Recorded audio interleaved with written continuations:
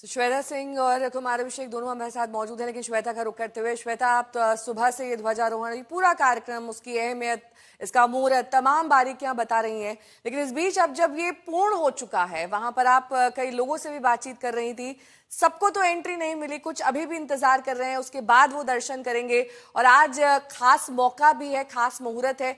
उन लोगों की क्या कामना है? सिर्फ ध्वजारोहण और उसके बाद अंदर मंदिर के दर्शन, या फिर इसकी कोई पूरी प्रक्रिया है जो वो पूरा करना चाहते हैं और तभी उनकी मनोकामना पूर्ण होगी? नहीं, विशेष रूप से आज बिहार की महिलाएं बहुत आती हैं और आप देख के ही समझ जाएंगी, क्योंकि वो केसरिया सिंदूर टिक टिक के सब आती हैं कि अपने दामाद को एक नजर देख के यहाँ से जाएंगी।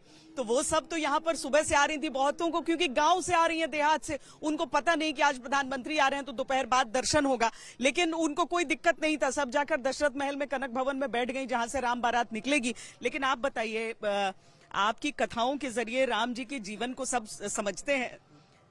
आज आप जब भीतर थे, प्रधानमंत्री का उद्बोधन था, मोहन भागवत जी का था, योगी जी का था, क्या सब महसूस कर रहे थे आप लोग वहां पर बैठे? आज ध्वजा फहराया जाना था, लगना था, स्थापना था। ऐसा लग रहा था कि मानो त्रेता कालीन युग में बैठे हुए हैं।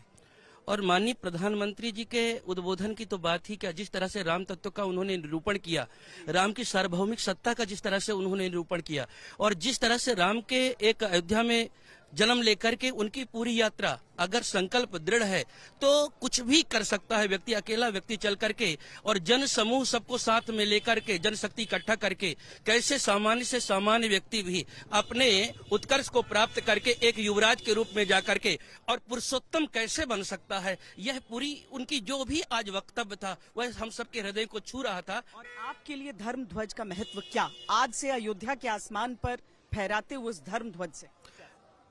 एक चीज सबसे अच्छी बात प्रधानमंत्री जी के शब्द से जो हम सबके मन में विचार में था कि जिस देश की संस्कृति नष्ट हो जाती है, देश नष्ट हो जाता है। आज भी उन्होंने 190 वर्ष पूर्व मैकाले का जिक्र करते हुए कहा, एक विदेशी ने आकर के हमारी संस्कृति को तोड़ने के लिए पूरा देश विखंडित कर दिया।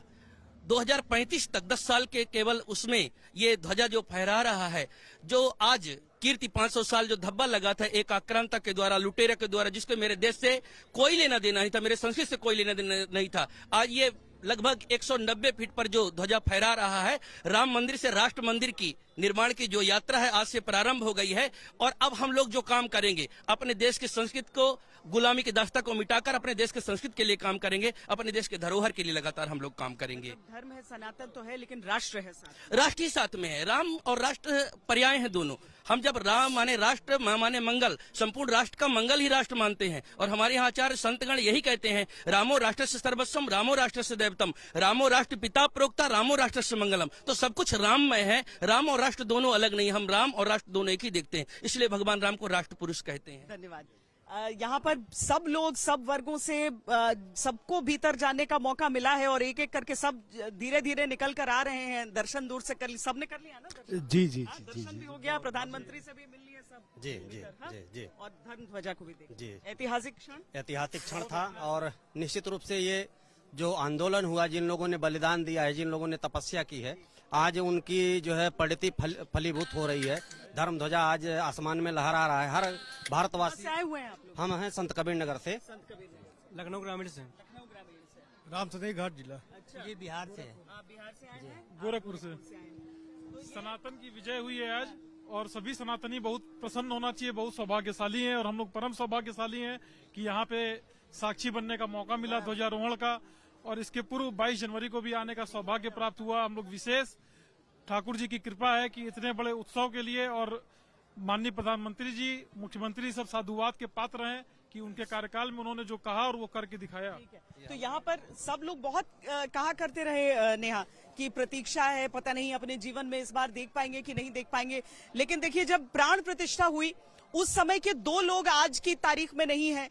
उसमें जो रामलला के पुजारी हुआ करते थे, महंत सत्येंद्र दास और राजा अयोध्या, दो लोग नहीं है उनमें से, लेकिन उन दोनों ने भी अपने जीवन काल में कहा कि हमने निर्माण देख लिया। आज बाकियों ने ये कहा कि यहाँ पर देखिए, हम तो थे, हम लाइव यहाँ पर किस तरीके से ध्वज का आरोहण हो रहा था वो हम लगातार यहाँ से देख रहे थे और दिखा रहे थे। तो अभी जो अभी तक मंदिर का शिखर थोड़ा सा अधूरा सा दिखता था अपने पूर्ण निर्माण के बावजूद, वो आज ठीक है। पूर्ण रूप में इस प्रकार नजर आ रहा है। मंदिर पूर्ण हो मुझे गया लगता है, कि मंदिर की पूरी प्रक्रिया पूर्ण हो चुकी है। श्वेता, मैं लौटूंगी आपके पास।